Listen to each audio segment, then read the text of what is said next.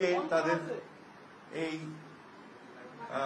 দেশনেত্রীর জানাজা, তার দাফন, অন্ত্যেষ্টিক্রিয়ার সমস্ত কাজগুলো সুষ্ঠুভাবে সম্পন্ন করার জন্য কোঅর্ডিনেট করার জন্য তারা আজকে আমাকে আমন্ত্রণ জানিয়েছিলেন ক্যাবিনেট মিটিংয়ে।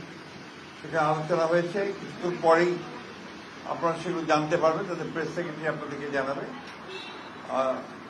আমাদের প্রধান উপদেষ্টা তিনি বোধহয় একটা জাতির উদ্দেশ্যে ভাষণ দেবেন। আপনারা তাদের কাছ থেকে সবকিছু জানতে পারবেন, যেহেতু তাদের মিটিং তারাই জানাবেন, সেটাই ভালো হবে। আমাদের বিষয়গুলো আমরা আপনাদেরকে সকালে জানিয়েছি। আর আমাদের 12:30টার সময় আমাদের স্ট্যান্ডিং কমিটির একটা মিটিং আছে বিএনপির। সেই মিটিংয়ে আমাদের সমস্ত সিদ্ধান্তগুলো চূড়ান্ত করে আমরা আপনাদেরকে আবারও জানাবো, টাইম টু টাইম জানাতে থাকবো।